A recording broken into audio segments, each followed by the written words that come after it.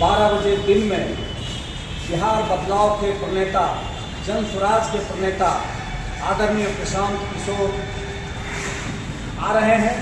वे यहाँ बेगूसराय के आम आवाम से मिलेंगे और बेगूसराय के दर्द को भी सुनेंगे और जन स्वराज के जो 5 संकल्प हैं उसको भी वे बताएंगे और बिहार को बदहाली से निकालने का मंत्र भी बताएंगे।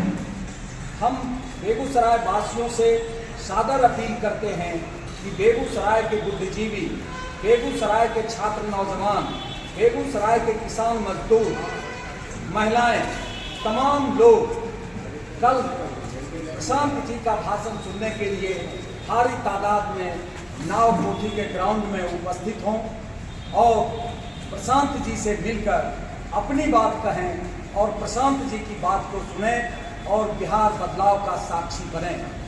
जन स्वराज ने जो 5 संकल्प लिया है, इस 5 संकल्प में प्रशांत किशोर ने सबसे पहले बच्चों को काबिल बनाने के लिए बेहतर शिक्षा का आगाज किया है। दूसरा, नौजवानों के पलायन को रोकने के लिए बिहार की धरती पर रोजगार देने का बात उन्होंने कहा है। हमारे सीनियर सिटीजन जो हैं उन्हें 2000 पेंशन का बात किया है। हमारी जो महिलाएं माँ बहन हैं उनको रोजगार से जोड़ने के लिए 4% साधारण ब्याज से उन्हें 4 से 5 लाख पूंजी सुलभ कराने के लिए बताया है और किसानों को लाभकारी बनाने के लिए उन्होंने मनरेगा में हो रहे लूट को बंद कर किसान को मनरेगा से जोड़कर मुफ्त में उन्हें मजदूर मुहैया करने के लिए उन्होंने अपने संकल्प में 5 चीज़ों को लिया है और बिहार की धरती पर यदि ये 5 काम हो जाएंगे तो बिहार का एक शक्ल और सूरत बदल जाएगा। इसीलिए प्रशांत जी राष्ट्रकवि रामधारी सिंह दिनकर की धरती पर कल नाव कोठी के ग्राउंड में पधार रहे हैं। हम संपूर्ण जिलावासी उनका स्वागत करेंगे, उन्हें सम्मान देंगे और अपनी बात जो आज आज़ादी के इतने लंबे समय के बाद भी आज बेगूसराय औद्योगिक नगरी रहने के बाद भी CSR फंड के लाभ से वंचित है, प्रमंडल से वंचित है, विश्वविद्यालय से वंचित है, कांवर की समस्या इसे जकड़े हुए है और बलिया में 100 किसानों का 1990 में जो सरकार बांध में जमीन लिया उसका मुआवजा आज तक नहीं मिला। इन तमाम बातों को प्रशांत जी के नज़दीक रखा जाएगा और प्रशांत जी का जो बिहार बदलने का संकल्प है उसको सुना जाएगा। और बेरोजगारों की बात करते हैं, बिहार बदलने की बात करते हैं।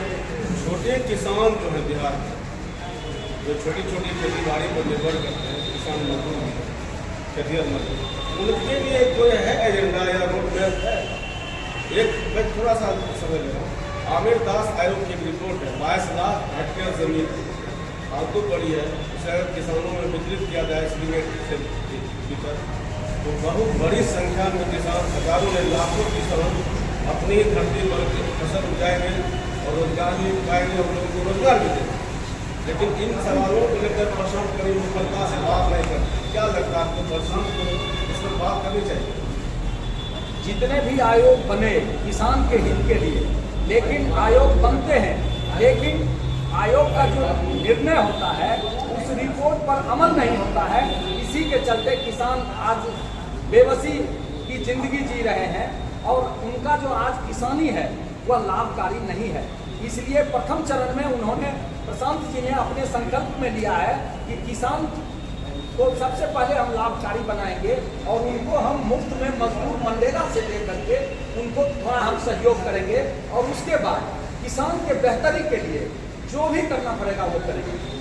एजेंडा में है किसान का खेती बाड़ी कैसे हो, कैसे खेती बाड़ी विकसित हो, किसान उनके एजेंडा में है। उसके लिए सबसे पहले वो किसान को मनरेगा से जोड़ेंगे और उसके बाद उनको और किसान लोगों से जो सब भी समस्या आएगा उसको सुलझाने का वो उनके एजेंडा में किसान है। 5 जो संकल्प है उसमें किसान है। आप भी समझ रहे हैं सवाल। ये खबर भी आ रही है कि इस महीने जन स्वराज पार्टी का पहला लिस्ट आ जाएगा, कौन कौन चुनाव कहाँ से लड़ेंगे। चयन समिति इस पर कार्य कर रहे हैं और उनका बहुत जल्द फैसला होने वाला है। एग्जैक्ट डेट तो मैं नहीं बता पाऊंगा, लेकिन और दलों से पहले जन स्वराज अपना लिस्ट पब्लिश करेगा। इतनी जल्दी क्यों, जैसे दल का इंतजार नहीं कर रहे आप लोग, इतना जल्दी क्यों बैठे? इसलिए कि हमको खरीद फरोख्त नहीं करना है, हमारे तो जो कार्यकर्ता है उसी में से हमको टिकट वितरण करना है। खरीद फरोख्त यहाँ होगा नहीं। कब टिकट बंटवारा कर रहे हैं अपने?